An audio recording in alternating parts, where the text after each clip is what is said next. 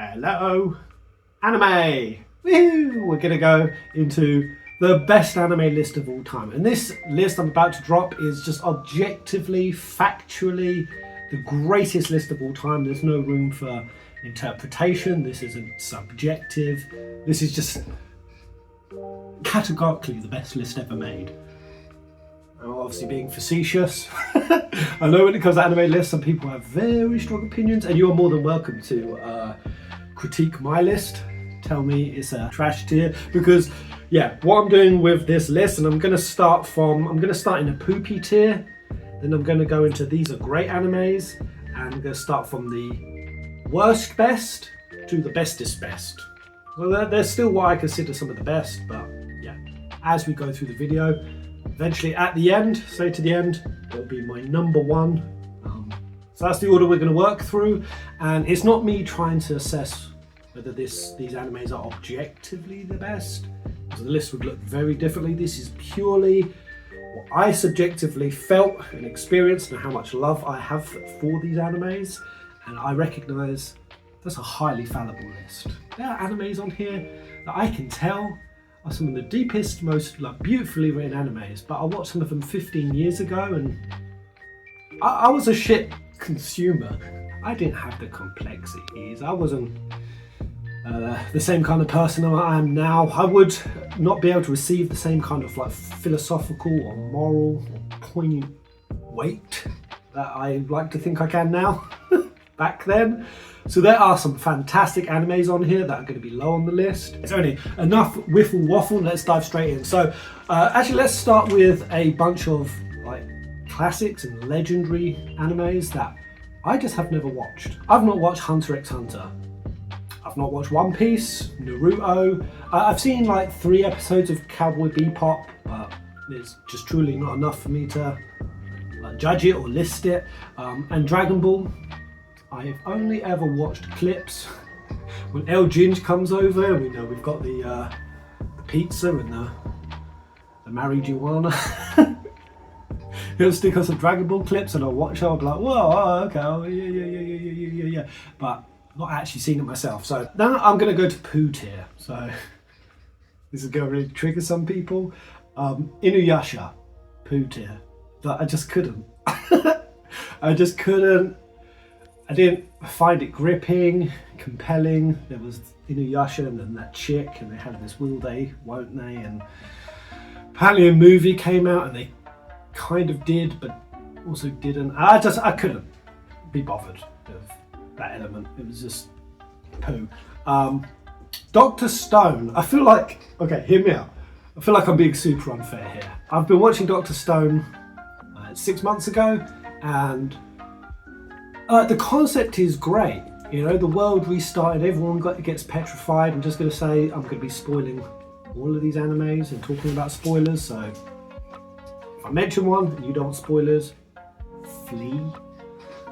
Dr. Stone, I love the science element, you know, bringing it down to its most core fundamentals, rediscovering it and giving it to a caveman society, but it gets a bit repetitive and a bit played, and I know it's certainly not poo tier. It shouldn't be here.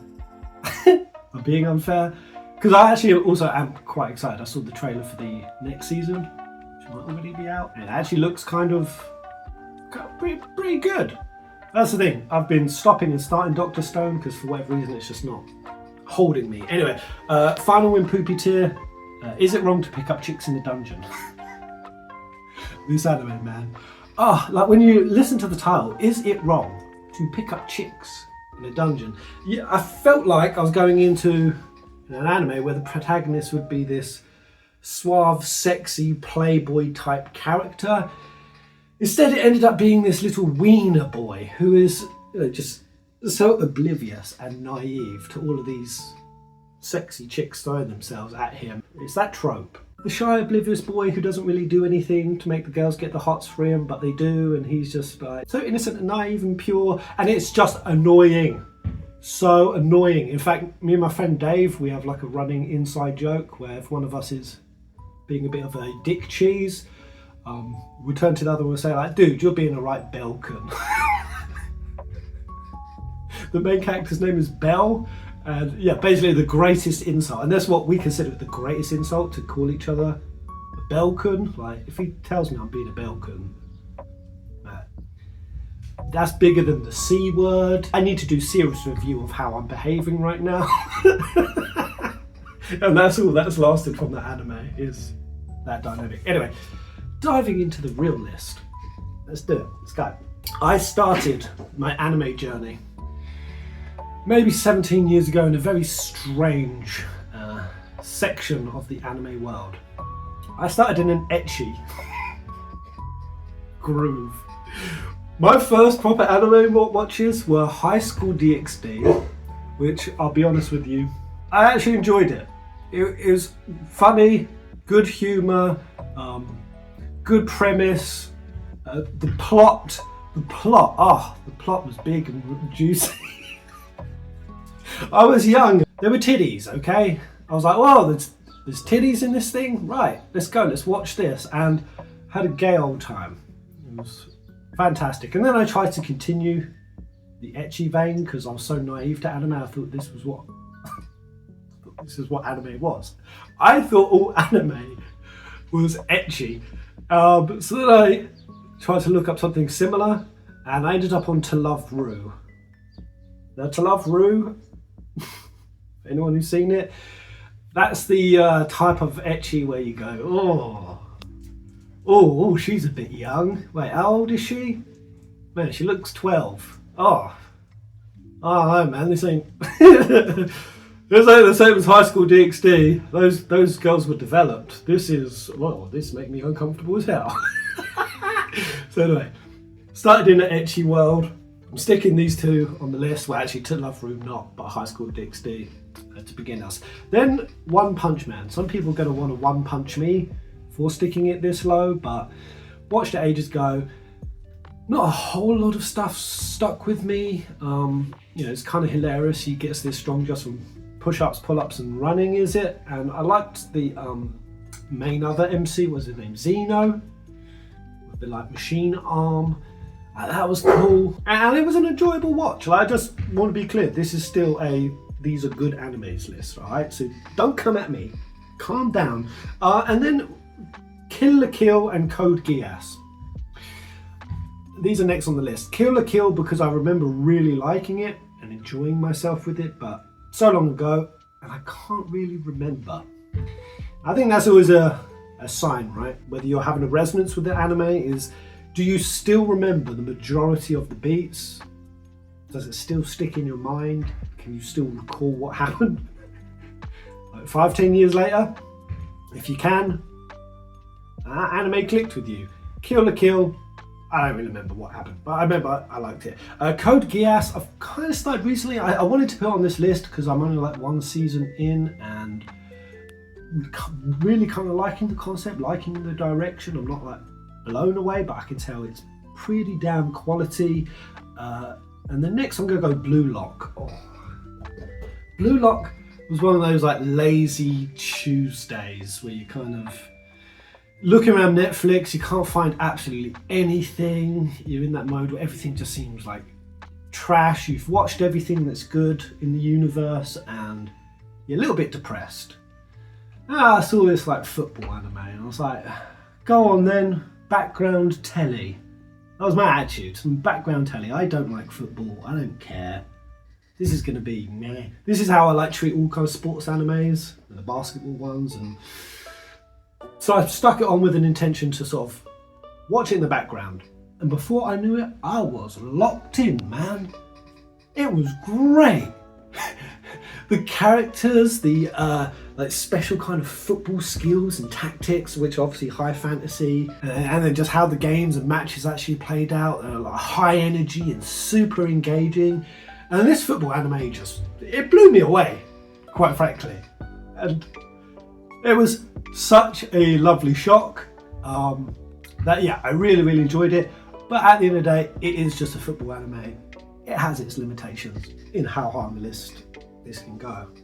Now I'm going to go through a little feels good part of the list because, like sports anime, I also, this might just mean my personal, it is my personal, well maybe it is I also feel like pure feels good anime can also only ascend to a certain level of height. They're never going to really go god tier, in my opinion. And those three are, in no particular order, Spy X Family, Anya-chan, Bondman, Yor and Lloyd. Spy X Family. Happy-go-lucky, feels good Z. I love it.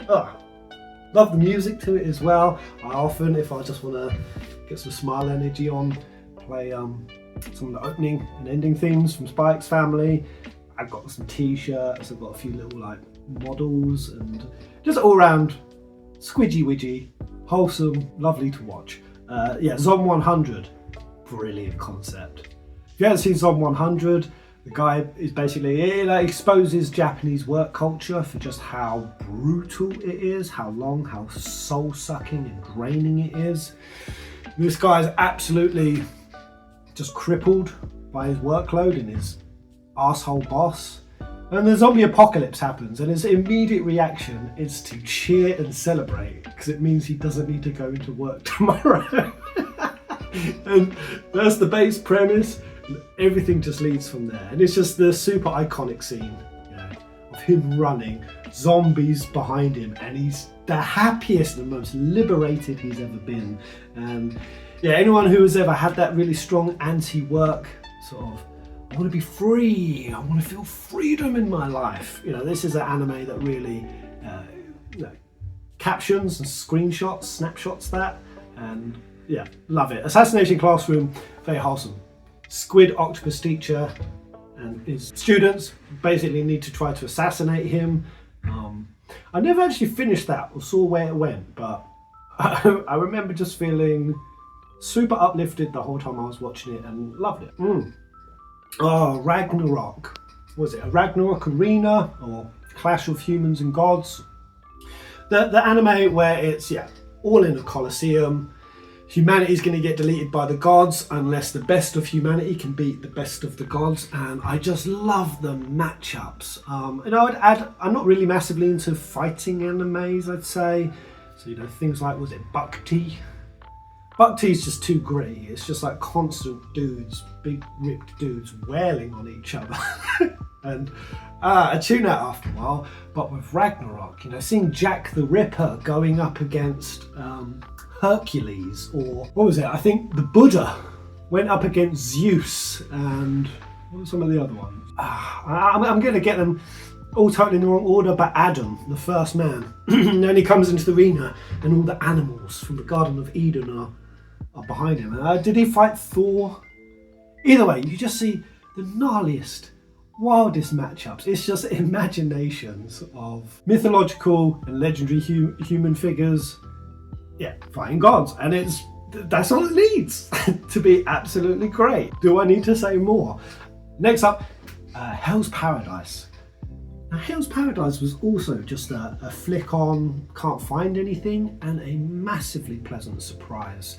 The visual aesthetic just resonated with me tremendously because there's a lot of Taoism and Buddhism, and this was at a point where the symbols and the sort of beings that show up in these stories were really fresh in my mind. So when they were going to this island or continent, can't remember what it was, and it'd all taken like a sinister twist on Buddhism and Taoism and whatnot.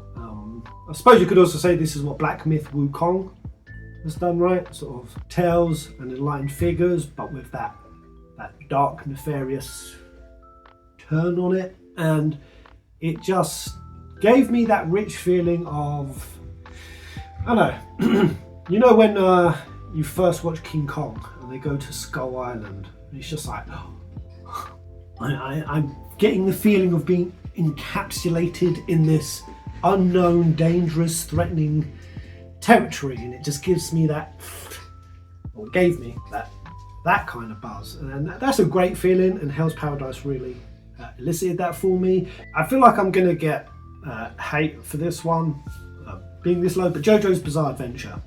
I can recognise JoJo's Bizarre Adventure is good. The first season, good. The art style and the quirky and bizarre sort of look of the characters, fantastic. Love the humor elements, love the combat elements. But maybe it's just me, when they start introducing the tarot element, the tarot beings that they all have one of. I really thought that was going to be like a one season thing. I was like, oh, okay, not bad. I could tell JoJo is great though, because it really takes sudden shifts. It will. Yeah, I said I was going to do spoilers. It'll kill like a JoJo, and then suddenly switch us up to like 5-10 years later to another JoJo, and everything is different. And I really thought that would continue. And then they kind of brought back the tarot things season and season again, and I just didn't like that element, and it just started burning me out a little bit. I wish that hadn't been like the main predominant structure of the story. Just every episode fighting a new freaking tarot, and I think JoJo could have gone in a different and a better direction, but it was still great, and I still love watching it. And I'm not even done with it, so I don't know. I haven't seen if there's a female JoJo. I think I'm basically before her. Anyway, next up, I need to put this pretty high. It deserves to be higher, but I don't remember it, and I was too young to retain it. But Samurai Champloo, Samurai Champloo. Very stylish, great watch. Don't remember much. Current anime I'm watching right now, Rurouni Kenshin. This is a good vibe. This is a good time. Love the just how deep it goes into swordsmanship, and like also Japan as it was shifting into the Meiji era, sort of weaponry and cannons, and it was that turning point, you know, that also The Last Samurai covered, and a few animes have also covered, where Japan was trying to become more like Europe, and a lot of its like heritage and tradition was dying off, and the samurai were basically phasing out. And obviously that's what he is, a Rurouni, sort of a once imperialist samurai, now just turned aimless wanderer, but once again encapsulated that theme of the warrior's spirit, but the warrior's spirit that has learned how to embody qualities of mercy and compassion and pacifism. And I don't know, I always find that a very inspiring arc in a story, and there's going to be one anime right near the top coming up very soon that I think did that theme, but even better than Rurouni Kenshin, but we'll get to that. Castlevania. Yeah, I feel like it got weaker with every single season, but Castlevania started strong, and it didn't fall off a cliff by any stretch of the imagination, but was just all round so atmospheric, fantastic take on Dracula, but also expanded out obviously into, was it Alucard?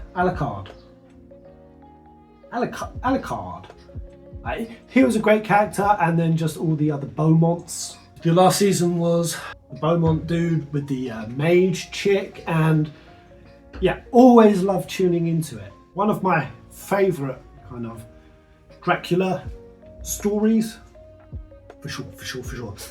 This one is probably an anime that's going to be at the top of a lot of people's lists. Steins Gate. It's about middle of my best list, because I think I naturally am not massive on sci-fi and time travel type stuff, which is of course part of why, especially when 7 Remake was coming around and everyone was saying it was like timeline, time travel stuff, you know, you could have said it was biased, but I just did not believe that my favourite game of all time would be taking time travel stuff, and I just had such confidence that Square Enix wouldn't do that, because it would just be such a disservice and departure, I think, from core themes of FF7, that I was super biased as well to explore why it wasn't that, and I'm pretty confident I've substantiated why it's not. I pray to God that the aggregate stamp timeline stuff is more in the wheelhouse of what they're doing. I hope we see that, so that people still don't get the impression of timeline stuff. That's my biggest hope for part 3. But yeah, of course, Steins Gate is massive on that, and it probably does it the most fantastically. Like really taking the concepts of time travel, the grandfather paradoxes, the consequences, the real kind of sciencey thought behind it. It really holds that up, and it was great. Like Steins Gate is fantastic. It just wasn't quite my jam, but still loved it. People are gonna hate me for putting this here above Steins Gate, certainly. I can feel the visceral hate that's about to come, but just because I know a lot of people say this is trash anime, My Hero Academia, I just love it. Love. All the different classmates with all their different skills. I think it probably taps into the Type 0 boy in me. I feel like there must be a reason I love Type 0 so much in My Hero Academia. No, I will say My Hero definitely fell off a cliff. Was it around season 2 or season 3? Started strong, fell off, kind of faffed about with its story, and I lost a lot of confidence that I was going to stay hooked on this. And then they brought in that, what was it, 3rd or 4th season, where everything just went absolutely catastrophic and dark. You know, the arc that All Might went on, and Deku sort of going rogue, and just that whole part of, I don't know if it's Tokyo or Kyoto or whatnot, just getting absolutely leveled, and the destruction and the darkness that came was a perfect, I feel, injection into what had become a bit too light and feels goodsy. So My Hero Academia really cranked it up a notch, and it made it to this point on the list. Cyberpunk, brilliant watch. Hadn't played the game and still haven't. Only watched that anime, and yeah, Cyberpunk is one of the Western animes, or Western video game animes. There is one other up here on the list. I wanted to sort of include a lot of video game animes, you know, the Persona, the Nier. My mind's going blank on other ones that have come out. But I don't know, for me personally, if I've played the game, typically they don't want to watch the same story just in anime form. I don't know, it just doesn't engage me for whatever reason. But Cyberpunk, brilliant. And this is kind of, you know, where you can feel a little bit of a kind of way, I guess. You know, anime being sort of originated in Japan, and always Japan having sort of the monopoly on that medium, and therefore it's very broad, obviously, but also very distinct versions of storytellings. The same, you know, types of themes tend to permeate across, and visuals. I mean, I don't know, you can't generalize Japanese anime. It is just so broad. But point I'm making is Western developers, Western even video game companies, starting to look at this medium and this format and seeing just how much traction it's getting, how many people are beginning to watch it. People who are so anti-anime. I mean, even people in my family who would think I was a silly boy watching his cartoons. Yeah, who would really look down distastefully and mockingly at the general format of anime medium, who are now watching anime themselves because of all these new industries and cultures even getting involved. And I just think Cyberpunk was all round absolutely solid version of it. Above that, Dan. Guabada, shibidababa, hiya,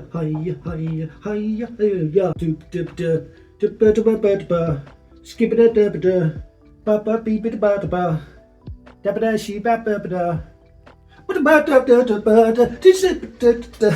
That opening, one of the best anime openings. There's the theme, and what's her name? Momo doing the old, what is it, the Splunky move. That just sort of went viral on the internet. Everyone trying to do it wasn't called the Splunky.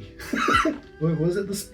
Did she splunk? I don't know, she's definitely a Tifa rip-off, aesthetically, but anyway, Dan to Dan, absolutely hilarious. A energetic, wild, convulsing, mad lad, trippy ass journey. Turbo granny saying she's gonna suck this high school kid's tingle tangle. Momo, also a high school kid, getting abducted and stripped down her undies by aliens. When you say these things in a vacuum, you think, Jesus Christ, what am I saying? What am I watching? Who am I becoming? But, such a good time. I laughed a lot.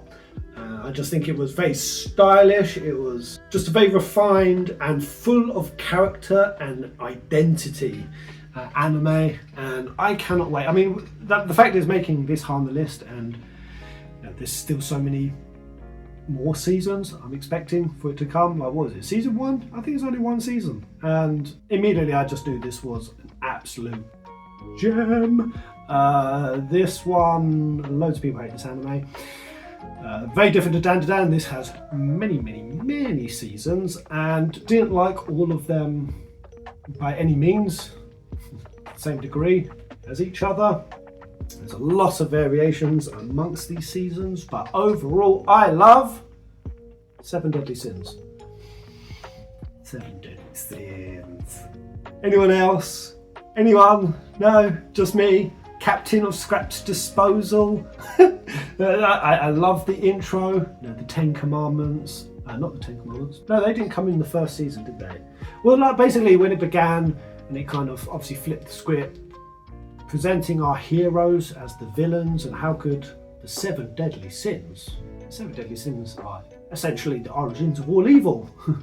They relate to the 7 circles of hell, and the anime gives you a good subversion.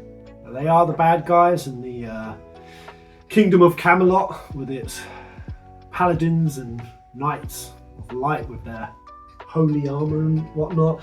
And then when it flips it, and they end up being the bad guys, and then the 10 Commandments, which are supposed to be God's commandments, are actually the most evil buggers out there. And I just loved the heart in it. I think that's what it is, of the 7 Deadly Sins, of Escanor, what a legend. The way he went out, his thirst for Merlin, saucy Merlin. Yeah, and Diane the giant, and what was the little fairy dude's name?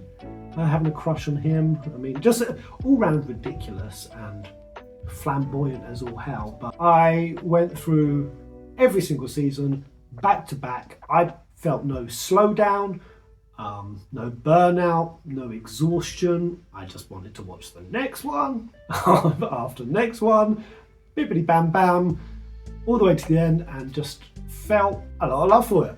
Step above that, Chainsaw Man.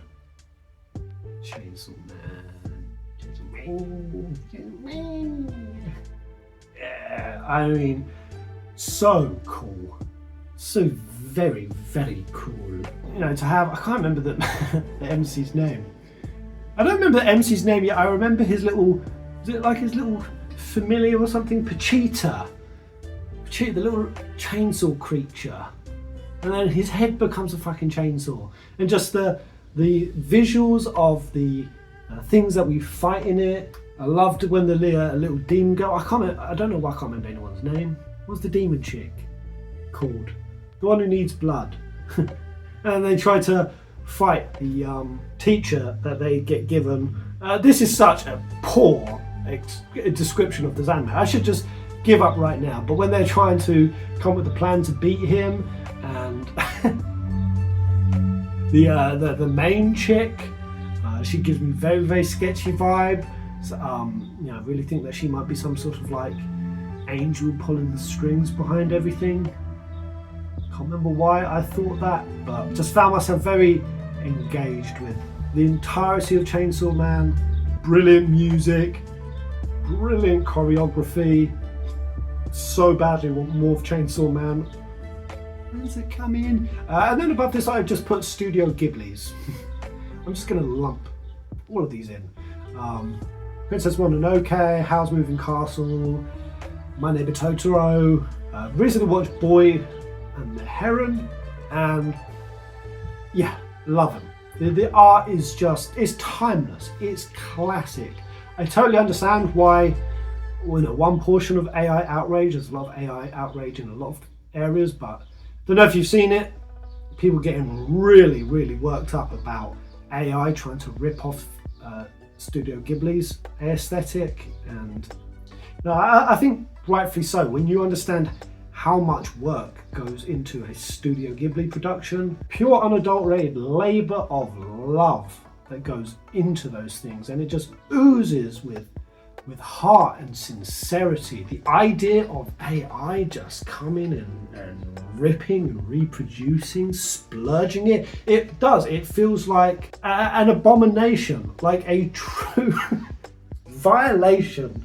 And I do get very uplifted when I see at least how much pushback there is, especially in the creative spheres, towards AI just taking and mass producing, essentially trying to mimic all of these entertainment mediums, but by doing it in such a cynical and sterile way that, yeah, the labour of love is totally removed. And we're not just seeing this with anime and video, this is also happening in the music industry. A lot of people's ears at this point have just become accustomed to the same, 16 bars of progression in music, just the same identityless but like dopamine fixating format of music. And you can recreate all of this in AI right now. And I've got a friend, who has been spending the last 4 or 5 years of his life, I mean even longer, went to university, he's poured every piece of his time, attention, really made tremendous life sacrifice to master bass, guitar, drums, vocals. The journey that I've seen him go on to become a musician, and just how much of his skill and a talent, and how much music means to a truly musical person's being, essentially, and wanting to show up in the world with that God-given talent. It's something that, even though I don't have a single musical bone in my body, I see it and I just have admiration for it. And to hear him say things like, oh yeah, all of this that I've just spent years and years and years trying to master, you could just rip that straight off an AI program. It will do it in minutes and it will come out cleaner, sounding better, more malleable for the production. It will basically shave the production and everything I'm doing by 90%. But it will have that sound. It will be missing the humanity in it. And that's kind of what he has to hold on to, is that there will always be a part of us. And when we watch anime or where we hear music, where we don't feel the human connection, where we don't feel the authenticity to it. And that really is that small, very subtle aspect that I think will be lost en masse to the majority and future generations. But maybe it won't. Maybe that is something that will always naturally be felt in the hearts of people seeing these mediums. And I just think that with Studio Ghibli and the AI sort of online controversy is just a really good and clear example of that kind of battle going on. I love Studio Ghibli is up above that, and I would place this high because this anime it's top tier. We're getting into god tier animes now. Frieren. And this would easily be higher and near the top of my list. It just hasn't had enough seasons out yet, but from what we have seen, chills. It creates an atmosphere and a mood and a tone, whether it's the combination of music, also this pacing. I feel like the pacing of Frieren is fantastic. It doesn't rush itself, and it's also not too slow and teeth grindy. It hits this perfect balance between when it picks up, and when it slows down, it slows down. And when you combine just the basic principle of this elf character who's lived this long and been with enough adventurers and warriors and is struggling with the apathy, it's a different take to the saying of, you either die a hero or live long enough to become a villain. This is different. So either you die a hero or you live long enough to even be able to feel. And it just, for me, it just snapshots picking yourself up again and again to bring care and attentiveness to the surface and to the things that you're engaging with in life, even though you may have gone through cycles in your life where you brought yourself up to care and it took tremendous effort and vulnerability to care, and then just to see it all shatter and fall apart and then to start again. And this time it's harder to do it this time, and then shatter and fall apart. And now by the third time or the fourth time, how much less and less you can bring yourself to do that. And I think this is all what we see through Frieren as a character, on top of just being hilarious, which he always just wants to collect everything, and the mimic box that just that she has that element to her where you can really sense this is somebody who has lived life exhaustively but has put themselves in a pace with it where they're balancing that care, but you see it emerging, once again with this new batch of heroes. And when it flashes back and it shows the last batch of heroes, and it just feels like a classic adventure quest, like it really does lean into that classic RPG. Your warrior, your rogue, your healer, and your elf, your mage elf, and it's taking the mage elf, showing what it's like from their timeless perspective, I guess, or hundreds of years. I don't know, how old is Frieren? But what's also a very endearing element is also how she has still a childlike aspect to her. And she still at times comes across very pure, very innocent, very naive, very simplistic. And that's what the collecting things is. It's just like this simple attachment that just sort of grounds and islands her being, but above all of that, childlike quality, I guess, you can always sense that there is tremendous wisdom and life lived behind it. And I think that, I don't know, it's just a very beautiful thing, especially as we get older and older. I think we've all probably felt this, right? Is that as we get older, life presents you all kinds of reasons to take it so very, very seriously, but you need to turn your mind to resisting that tide of over serious living and keep that inner child and that inner fire alive. And what is that process? How does that look? Why is it important? And yeah, it gives me chills that these are all the kind of things I get personally from Frieren. Above that, the other Western anime, they hit the streets and it just hit hard.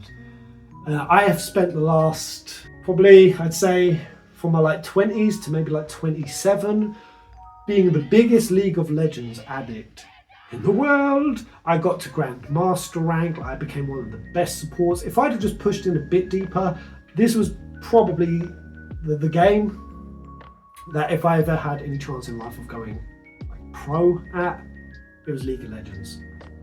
The thousands of hours I have played this game. So I know all the characters and I always knew of the lore that existed, but you just tend to get little 7-8 line bios on the characters. It was never ever pinched and squinched into a whole comprehensive story. So when I heard Arcane was coming, I had anticipation for it, but I also had very low expectations. Then when it dropped, blew my mind out of the water. Holy hell, the character development that they shot, the way that they brought the League of Legends world to life with all of its complex, rich, geopolitical dynamic. It was a full and complete world with layers of complexity to it, and the way it presented it on top of the music, the phenomenal art styles, and taking honestly the characters that they picked as well, to have Vi and Kate, kind of having a romantic arc and having to deal with the absolute maniac and the mania of Jinx, and even the mania of Jinx, but the psychological elements of it that we then see explored also through Jace. The little Piltover creatures, and Vi and Jinx's like adopted dad. For me, because I knew enough about the lore, when I would even just get the hint of him becoming Warwick, it was so titillating. Now when Singed, I used to call him Singed, my mate Dave, who I climbed ranks with in League of Legends. He still mocks me to this day. I used to call Singed. Cannot give Arcane more praise. Brilliant. Now this is an anime that people will war over. This will get people so spicy and so opinionated. This is probably like the king of attracting the most opinionated anime takes of all time. What am I talking about? You can probably guess. Attack on Titan. It feels to me like AOT is the FF7 of anime.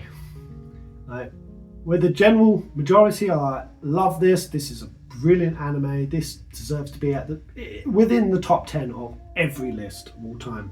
But just like there's those people with FF7, it feels like there's a fringe side that wants to just make everyone know that this is overrated. Not garbage, but just overrated. It's actually nowhere near that good. If you say AOT is the best, then that's an indicator that you're an anime noob. I don't care what anyone says, right?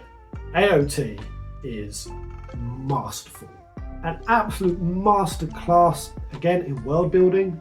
That's what I think Arcane really is as well. But, the three walls, and starting from that point of, the Titans being the greatest threat, and having the story, that's what I really love. When stories start so insular and in a particular dimension, and the dimensionality of it just... Eren becoming a Titan for the first time, the betrayal of Reiner, then what's beyond the wall, the entire other world that is out there, going and running until eventually Mikasa is kissing Eren's decapitated head. I feel a drop-off point at AOT at points where I was like, not quite. Like, I felt like after, what was the main commander's name? Oh my god, that was such a legendary moment. When the commander died, and it was around that time that, the Levi Beast Titan fight. Like, one of the top anime moments of all time. Levi versus Beast Titan. I feel goosebumps. Goosepimples. Every time I think about it. After that point, I felt a small little drop off, but then when they brought the whole rumbling and the rumbling theme, I'm not much into, I don't know if you can call it death metal or screamer or whatnot, but I will listen to the rumbling theme on repeat. It's on my Spotify, I listen to it all the time, and when the rumbling was happening, wow. Just wow. The confidence that they needed to have no redemption and to go truly in just the darkest direction. I had not watched the mangas. I knew a lot of people were aware of what was coming in the rumbling. Not me, man. I was always out there thinking that Eren was going to have some sort of redemption arc, some sort of something, and where it went floored me. And for that reason, AOT is... Where are we? We are 1, 2, 3, 4, 8th. So it's in my top 10. Right, here we go. Number 7, best anime of all time, Berserk. It's man, Berserk is just too short. But also I don't think Berserk is too short. I think Berserk is the perfect amount of episodes and size. It's just I would want so much more. But I know because I won't get more. I think there is some sort of other Berserk out there, isn't there? And despite just how unbelievably affected I was watching Berserk, how dark it went, how shocking, like truly, it gave me whiplash. It's absolutely one of those things where I'm like, although, when you get a really good hit of something, there's always that inherent want to have, I want more. But Berserk is one of the things where I'm like, no, right there, masterpiece, perfection. I mean, you know what happens at the final ceremony thing. Yeah. See, Berserk is that kind of anime. I can't really articulate it in words. It's an emotion, and it's up above that, number 6, Full Metal Alchemist Brotherhood. Took me so long to get around to this, and I think Full Metal Alchemist does better than what's going to be my number 1, because what my number 1 is had an ending of a very similar sort of grandiose, mind-boggling, rupturing scale as what Full Metal Alchemist Brotherhood. And you might be confused why I'm going to place my number 1 higher than this, because Full Metal Alchemist was more consistent throughout. The consistency of quality and arcs and introduction of villains and characters and the bros going on this journey. It was a very, very consistent, evenly paced. I felt just a constant consistency of quality. And in most of the other animes on the list, I can always pick out a moment where something dipped or it fell off for maybe a whole season, but at least certainly 3 or 4. Never really felt that with Full Metal Alchemist Brotherhood. Just consistently quality. Biggest jump out moment for me, other than the ending, was who's old Fire-chan? Stop mocking me. You can go and roast me in the comments now about names. What's his name? Fireboy. Was it Roy? No, have I made up the name? No, it is Roy. Yeah, right. Roy Mustang. When I think he absolutely bitch slaps. Was it Envy? At that moment, just leaps out to me. And the entire principle of alchemy. I'm pretty fascinated by alchemy. I've researched alchemy a lot, especially in a hermetic concept. In our cultures, we pretty much lost our real ancient roots and heritages, I would say, because paganism, shamanism, druidism, druids, hermeticism, Hermes Trismegistus. This is real ancient Britannia ideology and religion, and there was actually a lot of very poignant, very profound, even still applicable today, ancient wisdom hidden in these things. And the Hermetics, a lot of alchemists, individuals who are exploring the sort of natural world elements. Obviously we then had Christianity and the Roman Catholic Church sort of roll its way in, and there's just such a rich history of these Hermetics and alchemists who would be hiding from the religious persecution, to be tirelessly, methodically, with such devotion and dedication, trying to stoke the furnaces and hiding the smoke from the persecuting orthodoxy, and they would discover so much about the natural world, and within that came rules and laws. And Full Metal Alchemist Brotherhood really tapped in there. Obviously the basic principle of everything has a give and take, but it was very, very rich. And if anyone is interested, the 7 laws of Hermeticism, perhaps some of the most insightful, intriguing, very, very powerful things to research into.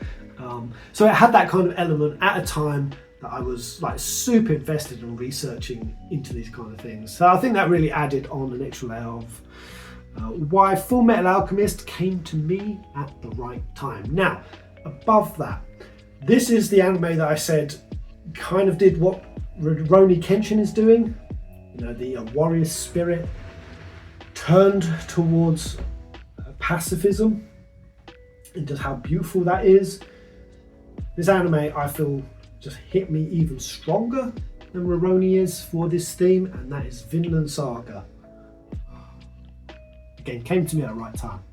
I was really into everything Norse related at this point. I just binge watched Vikings, and the God of War was coming out at this time, so I was in a very Viking, very Norsey mood, and that's why when I saw Norse or Viking based anime, I was like, yeah, let's go. And going through Vinland Saga, obviously got that classically rich, engaging feeling that if you really love Viking storytelling, and that very classical period in time of Vikings coming over and invading England, and that's kind of what I was expecting. But then when it went on Thorfinn, the main character's story, we had the tee-up of his father, Thor's, who died, but was just this legendary warrior that had discovered what a true warrior spirit is. And spoiler, the spirit was of pacifism, really, to become the greatest warrior of all time. And he had honed swordsmanship. There wasn't a single other warrior who could beat him in combat. Slaughtered hundreds, thousands, got to the peak of that summit, and then got there and then completely dropped it. And that the true warrior is the one who knows how to swing the sword but chooses not to. Kind of like that saying, I guess, it's better to be a warrior in a garden than a gardener in a war. So long, so many seasons of Thorfinn being the most spiteful, vicious, nasty, scrappy little fuck. Like tiny little, like if a Viking warrior was ever like emerged with a Chihuahua spirit of a Chihuahua, this was Thorfinn. Just vicious and nasty little brute. And yeah, there was just nothing but pure dead aggression behind him.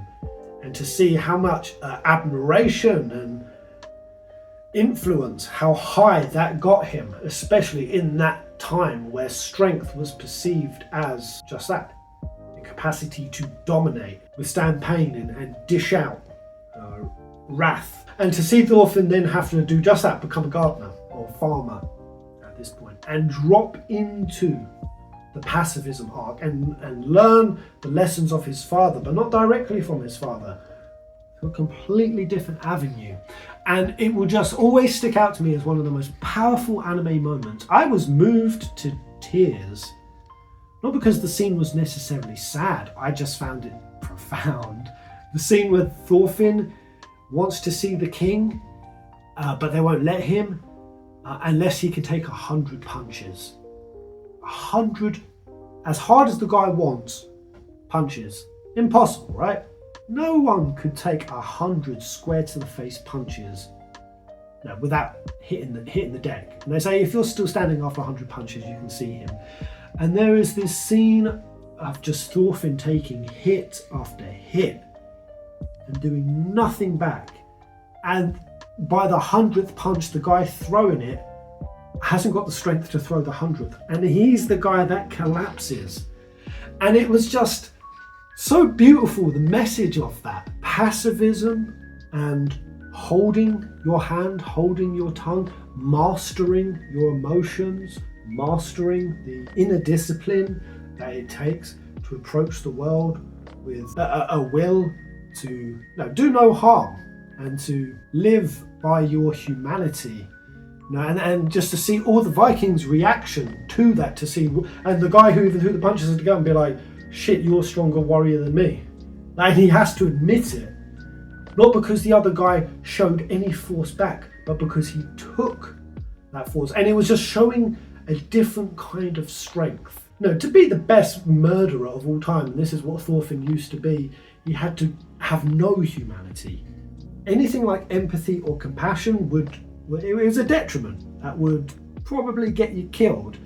So the greatest warriors had to make themselves more animalistic. And they're like the berserker, and what some of the Vikings used to do. They used to literally go out and be part of animal clans and live like animals. I need to eradicate my humanity, and the more I eradicate my humanity, the stronger I am. And Vinland Saga just gave this message of how strong it is to have and live by your humanity. So I know I'm rambling. Vinland Saga just hit that note for me and has just forever locked itself in. Above this, Demon Slayer. I don't know why I keep getting like YouTube shorts where people rank animes, and so many people put Demon Slayer so low. I don't get it. I feel Demon Slayer more than any other anime. I get this feeling of, did we watch the same thing? Did we? We couldn't have. Demon Slayer is so beautiful. Aesthetic magnificence. I generally think it is the greatest art style of all anime. I'm gonna say it. And yeah, the story is just solid throughout. My particular favourite one, and again, will always be encapsulated as peak anime moments for me, Rengoku. Rengoku, man. Rengoku. And if there's one anime in the entire universe of anime, if I had to point to and go, he's your role model. You're not sure where you're going in life and who you want to be and the kind of be like Rengoku. Rengoku. Umai! Umai! Cannot wait to see more. Love all the different Hashiras. I really loved Mugen Train, the entertainment district. That was brilliant. I think the different hierarchies or grades of demons and what they can do, and just how deep and complex and multi-episodic one fight goes. And then that whole thing of then also showing us the demon themselves. What is their story? What is the source of their trauma? Why have they become what they've become? It has heart, it has emotion, the storytelling is fabulous, the music is unbelievable. And also the fact that it drops comedy. Demon Slayer goes into its little derp art style. I don't think any anime, certainly at least for me, has gotten away with dropping into the derp, even at some of the most grave, sinister, we are in the peak of the darkness right now, and if you was to drop into the derp right now, you are absolutely going to disjoint and tarnish the moment. But Demon Slayer gets away with it again and again. Some of the most profound, heart-wrenching shit could happen, and then 2 minutes later, derp animation. Drop a little bit of humour, and then drop straight back in. And I don't really fully know how it does it as successfully as it does, but it does. It's phenomenal. It's absolutely top tier. Yes, it is my 4th on the list, and number 3. Sorry, this is going to be a long video, but I just wanted to speak about anime so much. Jujutsu Kaisen. Jujutsu Kaisen. I am in love with this anime. It's so exceptionally thrilling.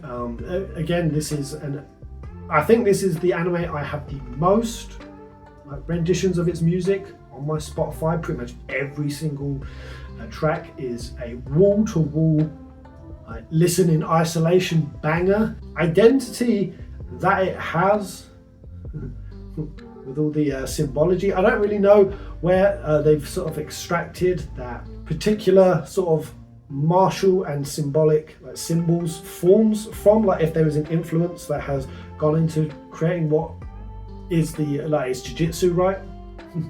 Jujutsu Kaisen, that's the art form they fight by, right? It is so distinct and rolls me in, wraps me, rips me in. Incredible uniqueness and continuity of it. I just think it's all a phenomenal concept. Greatest moment from Jiu-Jitsu for me so far, it was definitely when what's his face again? Names. I'm just gonna start him trying. When he has to pop 100 heads. Demon heads, and he has to do it in under 1.5 seconds. You've got the scatting piano. They're in the subway station, and he has to create his void. It's not called a void. They can all create the little Is it just Void? I don't know why I'm second guessing that. Unlimited Void. Oh, and it's Goju. Yeah, Goju.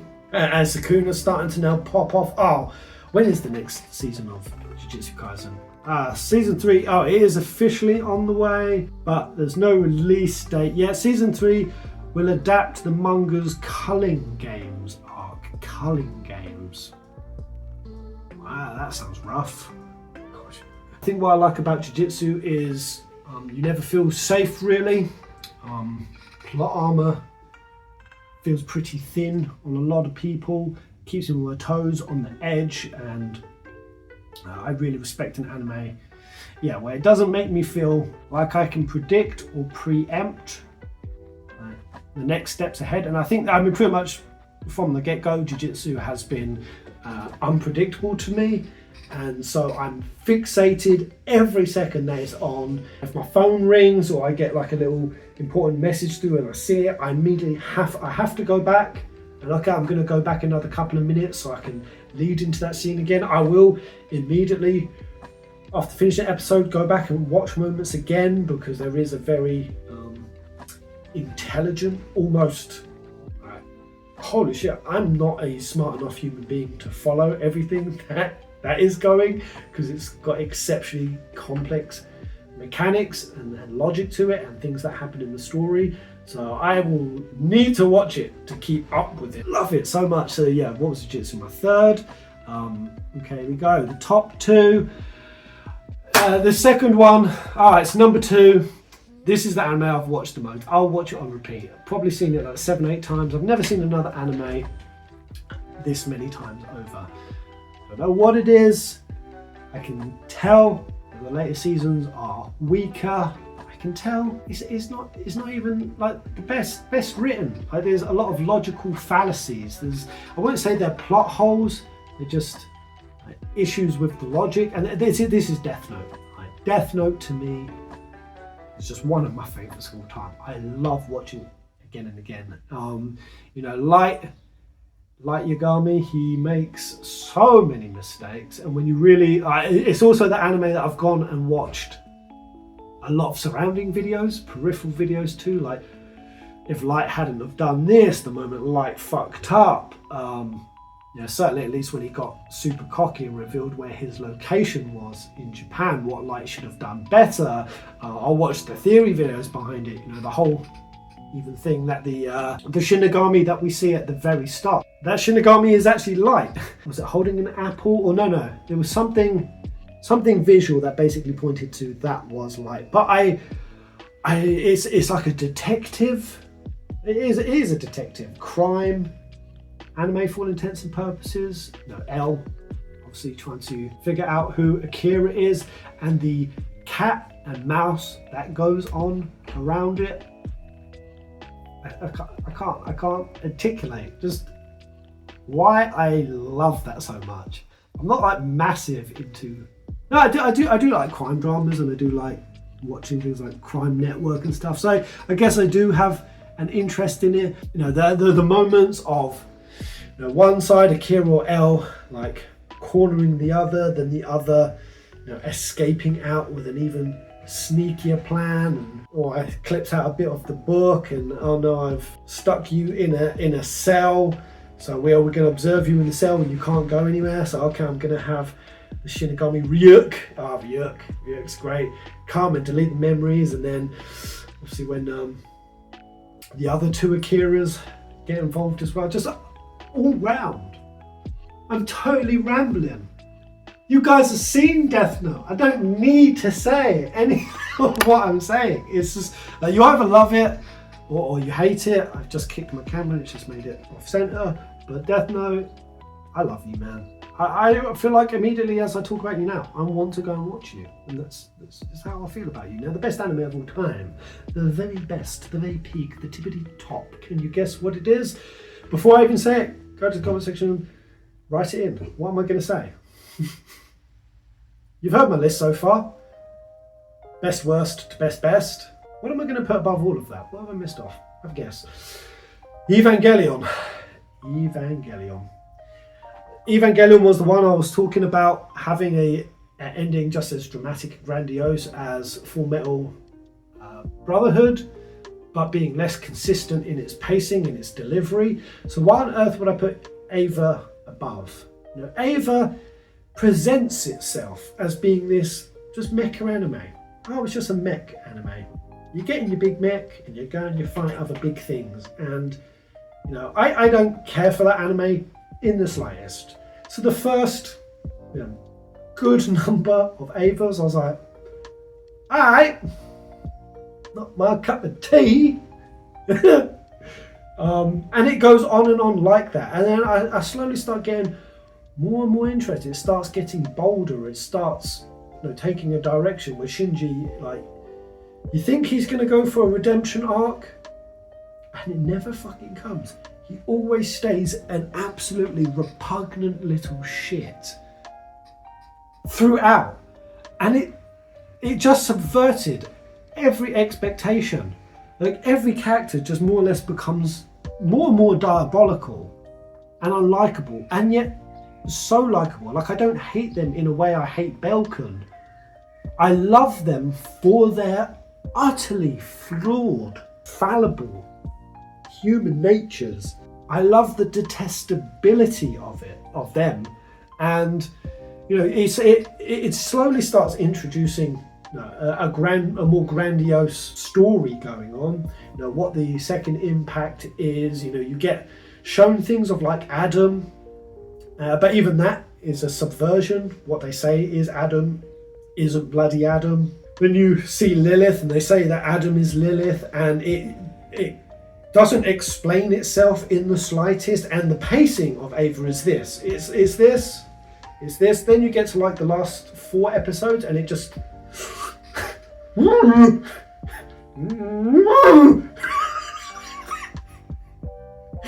and as it goes, you're like, whoa, where are we going? Oh my god, it's almost unfollowable, because they don't even give you all the pieces of information that you need to handle this. So you get completely destabilized as an audience, and any other anime that tried to do this would just be relegated to the absolute shit pile, to the you are convoluted beyond any semblance of sense. You are basically asking your audience to do the impossible, right, with where you're going and how you're pacing yourself. That, yeah, you should be on a shit list, but for whatever reason, and you can honestly write essays about this, how Ava then transitions into a more metaphysical but then also deeply human condition, like literally strips it back to even just the most basics of how we orientate ourselves in the world. Like, it will give you a masterclass on impressive philosophy, you know, to point out, oh, your whole world is your mother and you have no separation, you are part of this thing. And then the first time you're introduced to the world, you're given a line. Oh, the line is the ground. This is what you orientate yourself. So this line has added grounding for you to work on, and that gives you a semblance of direction. But also this line has cut off a semblance of freedom. You're floating in just complete freedom, which is, I guess you could say, pure unconditioned innocence.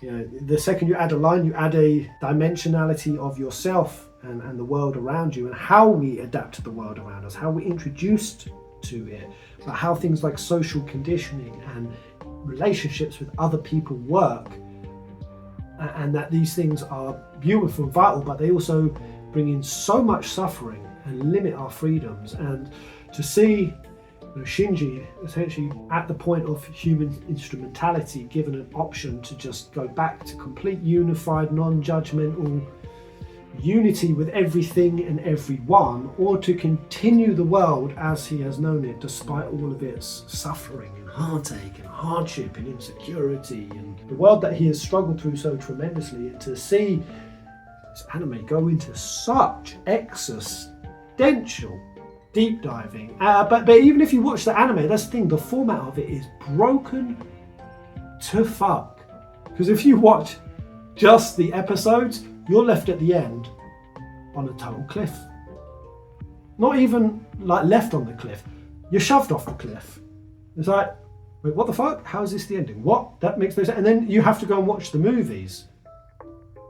But even if you then go and watch the movies, you don't get a full sense or even describe to you who was Lilith, who was Adam, who were the other beings that sent out essentially the seeds, the master race, the OG race. I know this sounds all very convoluted, and it has to, because this is what Ava is.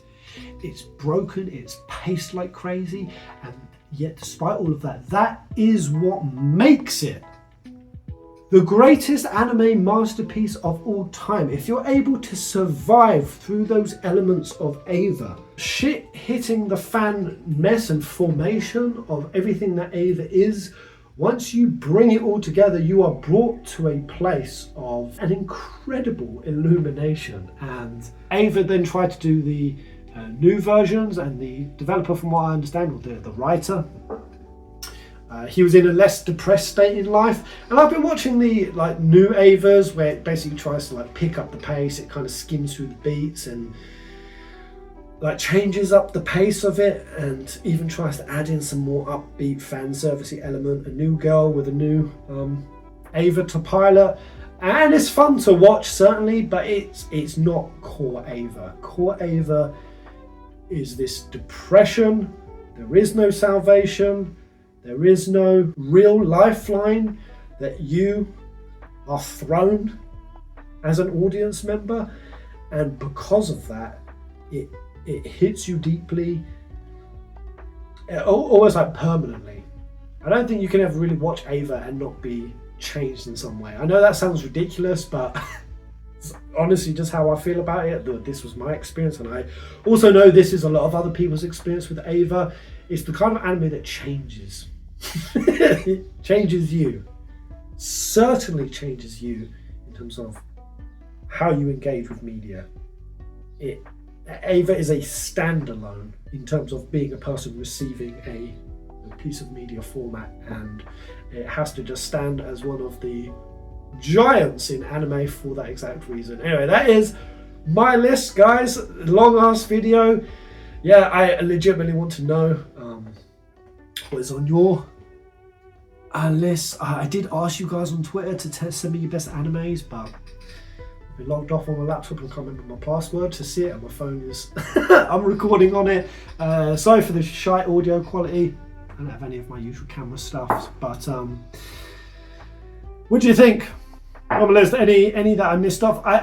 There's loads of more animes that I haven't included, of course, obviously. But by and large, that should give you a taste, a flavour of the kind of anime life I have lived, what I love, why I loved it. Skibbity but boom. Bye.